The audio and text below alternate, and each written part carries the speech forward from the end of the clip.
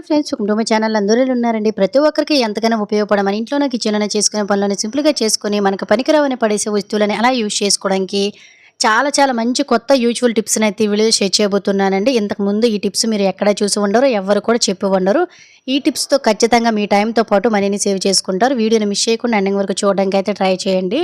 ఇంకా ఫస్ట్ టిప్‌నైతే తెలుసుకుందాం. ఇప్పుడు మనకు సమ్మర్ కదండీ! ఈ సమ్మర్‌లో నార్మల్‌గా పిల్లలు స్కూల్‌కి ఈ విధంగా సాక్స్‌లు వేసుకొని వెళ్తూ ఉంటారు. అలాగే మళ్ళా చాలామంది ఆఫీస్‌కి వెళ్ళేటప్పుడు కూడా కంటిన్యూస్‌గా మార్నింగ్ నుంచి ఈవినింగ్ వరకు కూడా సాక్స్‌లు, షూతో ఉండేటప్పుడు చెమట అనేది ఎక్కువగా పట్టేస్తుంది కాబట్టి విపరీతమైన మంట, దురద అనేది వచ్చేసి చిన్న పిల్లలకి అనుకోండి ఇంకా తామర లాంటివి కూడా వచ్చేస్తూ ఉంటాయండి. ఇలా పిల్లలు గట్టును ఎటువంటి చిరాకు పడకుండా పిల్లలకి ఇలాంటివి లేదంటే మనకు కూడాను ఇబ్బంది రాకుండా ఫ్రెష్‌గా అలాగే ఒక్కొక్కసారి మనకి సాక్స్‌లు కూడా విపరీతమైన స్మెల్ అనేవి వచ్చేస్తాయి కదండీ! అలాగే సాక్స్‌లు కూడాను ఎటువంటి బ్యాడ్ స్మెల్ రాకుండా ఉండాలంటే సింపుల్‌గా ఇలా ఆఫీస్‌కి గాని లేదంటే పిల్లల స్కూల్‌కి పంపించే ముందల గాని కొంచెం పౌడర్‌ని ఈ విధంగా కాళ్ళ పైన కొంచెం అప్లై చేసుకోండి. వీలుంటే కొంచెం సాక్స్‌లను రివర్స్ చేసుకొని సాక్స్ లోపల కూడా కొంచెం వేసుకున్నారనుకోండి పౌడర్ అనేది స్వెట్టింగ్‌ని తగ్గిస్తుంది. బ్యాడ్ స్మెల్ అనేది రాకుండా ఈవినింగ్ వరకు కూడాను ఎటువంటి దురద, ఇచ్చింగ్ లాంటివి గట్రను ఏవి లేకుండా చాలా చిరాకు ఏవి తెప్పించకుండా కూడాను చాలా ఫ్రెష్‌గా, నీట్‌గా కూడా ఉంటుందండి. ఖచ్చితంగా ఈ సమ్మర్‌లోనే ఎవరైతే సాక్స్‌లు కంపల్సరీగా వాడాలనుకుంటారో ఎటువంటి ఎఫెక్ట్ లేకుండా ఉండాలి, ఫ్రెష్‌గా ఉండాలంటే సింపుల్‌గా చిన్న ట్రిక్‌ని ట్రై చేయండి. ఈవినింగ్ వరకు కూడా నీట్‌గా ఉంటుంది. ఇంకా సెకండ్ ఐడియా అనేది తెలుసుకుందాము. జనరల్‌గా మనలోన కొంతమంది కొమ్ము శనగలు, పల్లీలు ఇలాంటివి రెగ్యులర్‌గా తింటూ ఉంటారు కదండీ! నార్మల్‌గా వీటితో మనం ఎటువంటివి వండుకోవాలనుకున్న సలాడ్‌లా తయారు చేసుకొని తినాలనుకున్నా ముందు రోజు గుర్తుగా నైట్ టైమ్ నానబెట్టుకోవాల్సి ఉంటుంది. లేదంటే మార్నింగ్ లేచి మధ్యాహ్నం కావాలనుకున్నట్లయితే ఒక 5, 6 గంటల ముందు నానబెట్టుకోవాల్సి ఉంటుంది.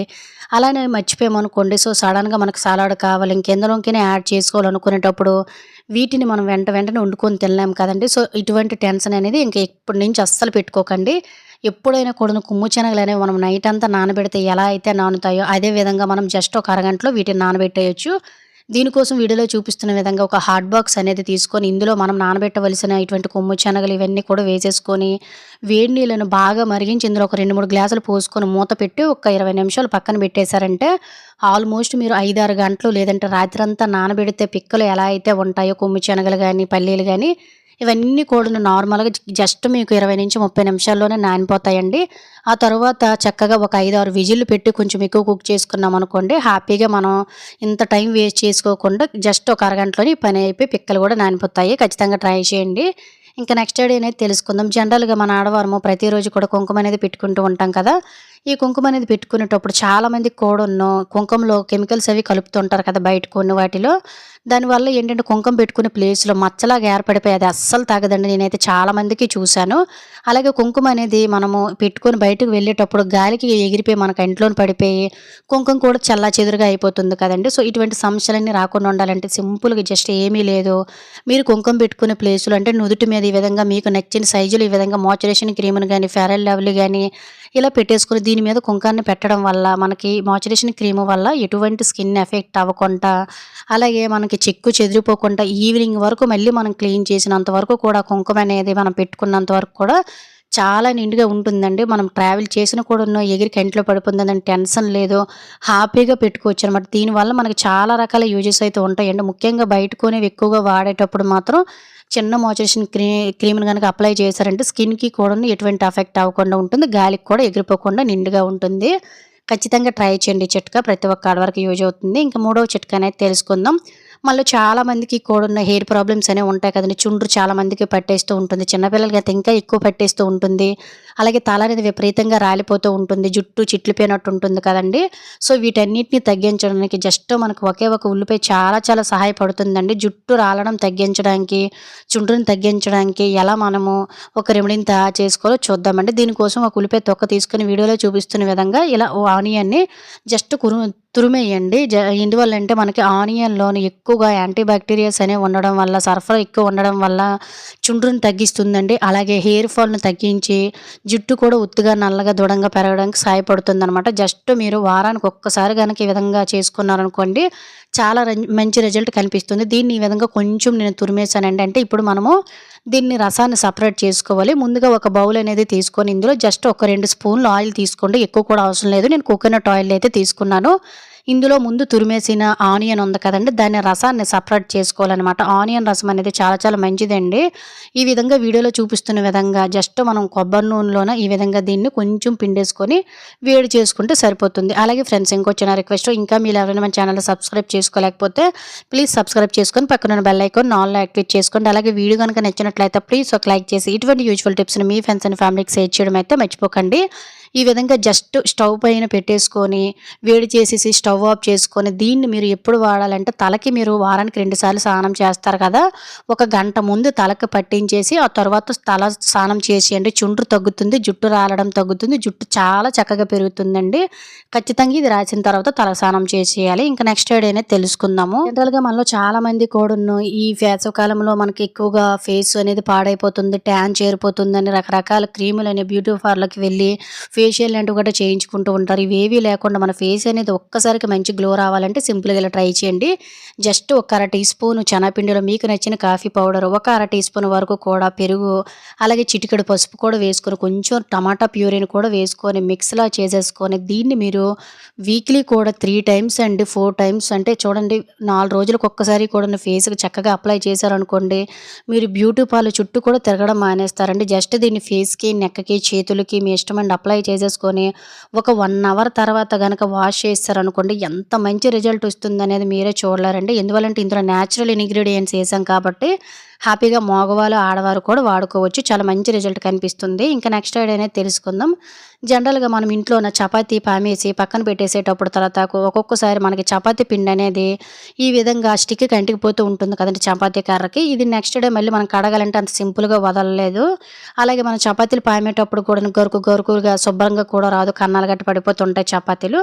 అలాంటప్పుడు మాటి మాటికి కడగామంటే ఈ చెక్క అనేది పాడైపోతుంది. కాబట్టి వీడియోలో చూపిస్తున్న విధంగా ఇలా మనం నైఫ్‌తోని జస్ట్ పైన ఆ గోధుమ పిండి ఎక్కడైతే ఉందో అక్కడ ఇలా జస్ట్ గోకితే సరిపోతుందండి. జనరల్‌గా మనకి ఇలా అయిపోతుంది.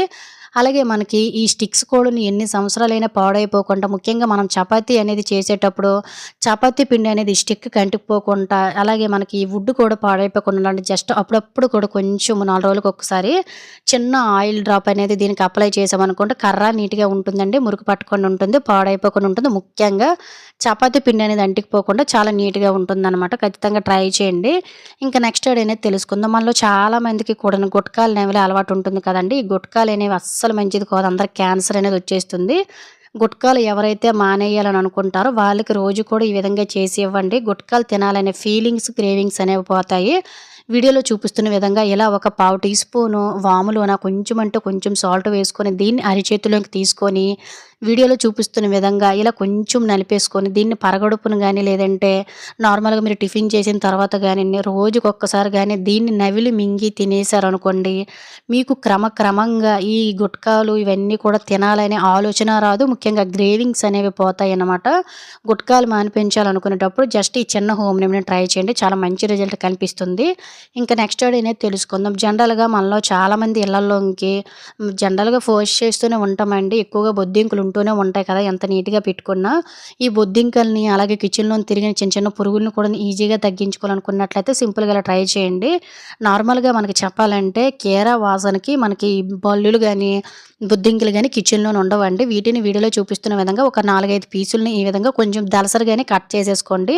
ఆ తర్వాత వీటి మీద వేయడానికి అంటే బొద్దింకలు ఇవి తిని చనిపోవాలి. మళ్ళీ మన ఇంట్లోకి అవి పెరగకుండా బయటికి పోవాలనుకున్నట్లయితే సింపుల్‌గా ఇలా కొంచెం బేకింగ్ సోడా అనేది మనం కట్ చేసిన ఈ విధంగా కీరా ముక్కల పైన వేసేసుకున్నాం అనుకోండి. ఇవి తిని వాటి కడుపుబ్బరం అయిపోయి చనిపోతాయండి. చాలా బాగా పనిచేస్తుందనమాట. ఎవరి ఇంట్లోనైతే ఎక్కువగా ఈ బొద్దింకల సమస్యనే ఉన్నాయో దాని మీద జస్ట్ కొంచెం అంటే కొంచెం బేకింగ్ సోడా జల్లేసుకొని దీన్ని మీరు ఎక్కడ కావాలంటే చక్కగా ఇలా పెట్టుకొని 4, 5 రోజులకు ఒకసారి ఈ పీసులు చేంజ్ చేసుకుంటే సరిపోతుందండి. కానీ ఇవి పెట్టేటప్పుడు మాత్రం ఇంట్లో చిన్నపిల్లలు గానీ, పెంపుడు జంతువులకు గానీ టచ్ అవ్వనివ్వకండి. ఎందువల్లంటే నోట్లో పెట్టేస్తే డేంజర్ కాబట్టి. సో, ఈ విధంగా మనము ఎక్కడ కీర ముక్కలు కావాలంటే అక్కడ కిచెన్‌లోన, కబోర్డ్స్‌లోన, గ్యాస్ సిలిండర్స్ దగ్గర ఇలా మూలలో పెట్టుకున్నట్లయితే బొద్దింకలనేవి ఇంట్లో క్రమంగా తగ్గిపోతాయి. బొద్దింకలతో పడే శ్రమ కూడా తగ్గిపోతుంది. ఖచ్చితంగా ట్రై చేయండి. ఇంకా నెక్స్ట్ అనేది తెలుసుకుందామండి. జనరల్‌గా పిల్లలు స్కూల్‌కి వేసుకొని వెళ్ళే షూ గానీ, లేదంటే ఆఫీస్‌కి రెగ్యులర్‌గా వేసుకొని వెళ్ళే షూ షూ అనేది ఖచ్చితంగా ఒక రోజు వాడేసరికి ఈ విధంగా డల్లిష్‌గా ఏంటంటే మరకలు, మచ్చలనేవి పడిపోయి డస్ట్ అనేది పట్టేస్తూ ఉంటుంది కదండీ! అలా అని ప్రతిసారి కూడా మనం పాలిష్‌తో క్లీన్ చేయాలంటే కష్టంగా ఉంటుంది. క్లీన్ చేసిన వారమైనా కూడాను మీకు నీట్‌గా, ఫ్రెష్‌గా ఉండాలి, మురికి, మరకలు పడకుండా ఉండాలంటే ఈజీగా ఇలా క్లీన్ చేసుకోండి. ఒకవేళ ఇంట్లోనే మీకు ఎటువంటి ఈ క్లీన్ చేసుకునేవి లేనప్పుడు కూడాను ఇది బాగా యూజ్ అవుతుందనమాట. లేదంటే ఇంట్లో మాయిశ్చరైజేషన్ క్రీమ్‌లు గాని, లేదంటే వ్యాజిలిన్స్ గాని ఉంటూనే ఉంటాయి కదండీ! ఎక్స్‌పైర్ డేట్ అయిపోయినవి కూడాను హ్యాపీగా వాడుకోవచ్చండి పడేయకుండా. ఈ విధంగా వీడియోలో చూపిస్తున్న విధంగా జస్ట్ మనము వారానికి ఒక్కసారి గాని, 4 రోజులకు ఒక్కసారి గాని షూ మీద కొంచెం కొంచెం అప్లై చేసుకొని క్లీన్ చేశామనుకోండి, మురుకు పోతుంది, మంచి షైనింగ్ వస్తుందండి. దీనికోసం మనం షైనింగ్ లాంటివి గట్రా ఏవి కొనుక్కోవాల్సిన అవసరం కూడా ఉండదు. ముఖ్యంగా వాటర్ లాంటివి గట్రా ఏవి పడినా కూడా మచ్చలు, మరకలనేవి ఏర్పడవండి. ఎందువల్లంటే మాయిశ్చరైజేషన్ అనేది మనకి జారిపోతుంది కాబట్టి ఒకసారి చూసారు కదా! మురికి కూడా ఎంతొచ్చిందో. సో, సింపుల్‌గా ఈసారి ఎటువంటి పాలిష్ అనేది లేకుండా షూని గాని, చెప్పులు గాని నేను నీట్‌గా క్లీన్ చేసుకోవాలనుకున్నట్లయితే ఈ విధంగా చేసుకోండి. షూ కూడా బ్యాడ్ స్మెల్ రాకుండా చాలా మంచి సువాసన భరితంగా కొత్త వాటిలో కూడా మెరిసిపోతూ ఉంటాయి. ఈ చిట్కా కూడా యూజ్ అయిందని అనుకుంటున్నాను. ఇంకా నెక్స్ట్ ఐడి అనేది తెలుసుకుందాం. జనరల్‌గా మన ఇంట్లోనే రెగ్యులర్‌గా మనం వాడే మిక్సీ జార్‌లనేవి అప్పుడప్పుడు స్ట్రక్ అవుతూ ఉంటాయండి. ఎందువల్లంటే మనము ప్రతీదీ ఇందులో మిక్స్ చేస్తూ ఉంటాం. అలాగే క్లీన్ చేసేటప్పుడు చాలామంది సింక్‌లో పడేస్తూ ఉంటారు. ఆ వాటర్ వల్ల కూడా మనకి ఎక్కువగా మిక్సీ జార్‌లనేవి రిపేర్ వచ్చే ఛాన్సెస్ ఉంటాయండి. చాలామంది ఇంకా బౌల్స్ పనికిరావని పక్కన పడేస్తూ ఉంటారండి. పనికిరాని బౌల్స్‌ని సైతం కూడా మళ్ళీ మనం కొత్త వాటిలాగా యూజ్ చేసుకొని రిపేర్ రాకుండా చేసుకోవచ్చు. అప్పుడప్పుడు ఏమీ లేదు, నెల రోజులకొకసారి, 2, 3 నెలలకొకసారి ఎప్పుడైనా మీకు స్ట్రక్ అయిందనుకునేటప్పుడు, లేదంటే స్ట్రక్ అవ్వకుండా ఫ్యూచర్‌లో ఉండాలనుకునేటప్పుడు కొంచెం అంటే కొంచెం కుకింగ్ ఆయిల్ తీసుకొని జస్ట్ స్పూన్‌తో వీడియోలో చూపిస్తున్న విధంగా మనకి బ్లేడ్స్ అనేవి కిందన స్ట్రక్ అవుతూ ఉంటాయండి. ఎందువల్లంటే మనము ప్రతీదీ మిక్స్ చేసేటప్పుడు అందులోన మనకేంటంటే మురుగు పట్టేయొచ్చు, లేదంటే మిక్స్ చేసినవి అలా ఉండిపోతుంటాయి. ఇలా మనకి లూజ్ అవ్వాలి కాబట్టి కొంచెం ఆయిల్ వేసుకొని, ఆ ఆయిల్ అనేవి మనకు ప్లేట్‌లనేవి కరెక్ట్‌గా తిరగాలి కాబట్టి జస్ట్ స్టవ్ మీద పెట్టుకొని కొంచెం మరి ఎక్కువ కాల్చేయకండి. జస్ట్ వేడెక్కితే చాలు ఆ ఆయిల్ అనేది కిందకొచ్చేస్తుంది. ఈ విధంగా చేయడం వల్ల మనకి బ్లేడ్‌లనేవి చాలా నీట్‌గా ఉంటాయండి పట్టేయకుండా. పడేసే వాటితో కూడా మనం చాలా బాగా యూజ్ చేసుకొని అసలు ఇలా అప్పుడప్పుడు చేయడం వల్ల రిపేర్ వచ్చే ఛాన్స్ కూడా ఏమీ ఉండదు. ఒకసారి ట్రై చేయండి ఎప్పుడైనా యూజ్ అవుతుందంటే. ఇంకా నెక్స్ట్ ఐడి అనేది తెలుసుకుందాం. మనం ప్రతి ఒక్క ఆడవారం కూడా కిచెన్‌లోని ఫేస్ చేసే ప్రాబ్లమేనండి ఇది. మనం రెగ్యులర్‌గా దోసలు వేసుకునే దోస పెనం అనేది ఇలా ఈ విధంగా మనకి జిడ్డు పట్టేసి చాలామంది పీచులు పెట్టి తోమేస్తూ ఉంటారండి. దీనికోసము మనకేంటంటే నాన్ స్టిక్ పాడైపోతూ ఉంటుందండి. సో, ఈ విధంగా మనకి నాన్ స్టిక్ అనేది పాడైపోకుండా దోసలు వేసేటప్పుడు దోసలు విరిగిపోకుండా రావాలి. నాన్ స్టిక్ పెనం అనేది ఎన్ని సంవత్సరాలైనా కూడా ఒక్క గీత పడకుండా నీట్‌గా క్లీన్ చేసుకోవాలంటే సింపుల్‌గా ఇలా క్లీన్ చేసుకోండి. దోస పెనం ఎన్ని సంవత్సరాలైనా అలానే ఉంటే ముఖ్యంగా దోసలు అతుక్కోవు. దోస పెనాన్ని ఈజీగా ఎలా క్లీన్ చేసుకోవాలో చూద్దాం. సో, మీది ఐరన్ పెనమైనా లేదంటే నాన్ స్టిక్ పెనమైనా ఇదే విధంగా క్లీన్ చేసుకోవాలండి. వీడియోలో చూపిస్తున్న విధంగా స్టవ్ వెలిగించేసుకొని స్టవ్ అనేది లో ఫ్లేమ్‌లో పెట్టేసుకొని ఈ విధంగా ఒక స్పూన్ వరకు కూడాను కొంచెం సాల్ట్ అలాగే కొంచెం అంటే కొంచెము బేకింగ్ సోడాని వేసుకోండి. ఆ తర్వాత కొంచెం నిమ్మరసాన్ని వేసుకోండి. ఇది కూడా మనకి మురుకుని పోవడానికి, వాసన తగ్గించడానికి చాలా బాగా యూజ్ అవుతుంది. మీరు కుళ్ళిపోయిన, వాడిపోయిన నిమ్మకాయలు పడేస్తుంటారు కదా! వాటిని కూడా వేసుకోవచ్చండి. ఆ తర్వాత పెనం అనేది మనం క్లీన్ చేసిన తర్వాత కూడా ఏదో రకమైన జిడ్డు స్మెల్, ఆయిల్ స్మెల్ వస్తుంది కదండీ! ఆ ఆయిల్ స్మెల్ అనేది కవర్ చేయడానికి, మురుకు బాగా వదలడానికి ఇందులో మీకు నచ్చిన షాంపూని ఏదైనా జస్ట్ కొంచెం అంటే కొంచెం వేసుకుంటే సరిపోతుంది. నేను జస్ట్ కొంచెం అంటే కొంచెం వరకు కూడా క్లినిక్ ప్లస్ షాంపూని వేసుకొని జస్ట్ ఒక పావు గ్లాస్ వాటర్ పోసేసుకొని పిండిన నిమ్మ చెక్కని అదే విధంగా అందు మీద వేసేసాను. ఆ తర్వాత ఒక స్పూన్‌ని ఈ విధంగా వీడియోలో చూపిస్తున్న విధంగా మొత్తం కూడాను చుట్టూ కూడా మనకి వేడి మీద ఉండేటప్పుడు మాత్రమే చుట్టూ పేరుకుపోయిన జిడ్డు, నలుపుదనం, మురికి ఇదంతా కూడా మనకి ఈజీగా ఊడొచ్చేస్తుందండి. జనరల్‌గా మనం పెనాన్ని ఈ విధంగా క్లీన్ చేస్తే మనకి పైనుండే మురికి మాత్రమే పోతుంది గానీ చుట్టూ పేరుకుపోయిన జిడ్డు లాంటిది ఏది పోదండి. సో, దానివల్ల మనం నాన్ స్టిక్ అనేది పోకుండా చాలా స్మూత్‌గా ఈ విధంగా వీడియోలో చూపిస్తున్న విధంగా స్టవ్ అనేది వెలిగించుకునేటప్పుడు మొత్తం మురికంతా కూడా చక్కగా నిమిషాల్లోనే ఊడొచ్చేస్తుందనమాట. ఈ విధంగా పెనం వేడెక్కిన తర్వాత స్టవ్ ఆఫ్ చేసుకొని వీడియోలో చూపిస్తున్న విధంగా పెనం వేడిగా ఉండేటప్పుడు జిడ్డు ఈజీగా ఊడొచ్చేస్తుంది కాబట్టి షార్ప్‌గా ఉండే స్పూన్ తోటి ఈ విధంగా చుట్టూ మనకి ఎక్కువగా నూనె అనేది సైడ్‌లు పోతుంది కదండీ! దోసల మీద గట్టా, చపాతీల మీద గట్టా వేసేటప్పుడు. దానివల్ల మనకి నలుపుదనం అంతా చేరిపోయి దోసలు గట్టా రావు సరిగ్గా కూడాను. మురికి కూడా చేరిపోయి కంపు కూడా వచ్చేస్తుంది పెనం.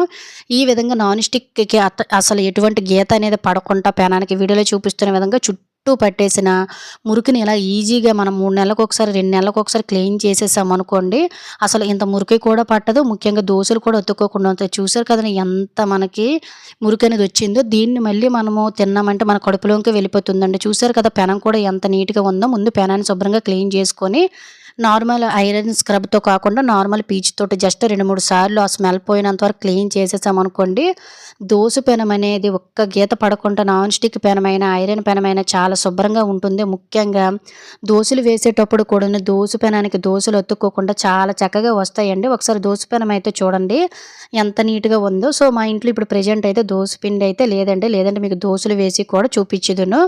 ఈ విధంగా మీరు దోసల పెనానికి దోసలు వేసేటప్పుడు అతుక్కోకుండా ఉండాలనుకున్నట్లయితే సింపుల్‌గా మీరు అప్పుడప్పుడు కూడాను జస్ట్ దోస పెనాన్ని ఇలా క్లీన్ చేసుకున్నట్లయితే దోస పెనం అనేది చాలా చక్కగా ఉంటుంది. ఎన్ని సంవత్సరాలైనా అదే విధంగా మురుకు పట్టకుండా ఉంటుంది. దోసలు కూడా అతుక్కోవు. ఖచ్చితంగా ట్రై చేయండి. ఈ ఫ్రెండ్స్ ఈరోజు వీడియోలో అయితే టిప్స్ అన్నీ మీకు యూజ్ అయ్యాయి అనుకుంటున్నాను. టిప్స్ గనుక యూజ్ అయినట్లయితే please like, share, subscribe my channel. Thank you for watching.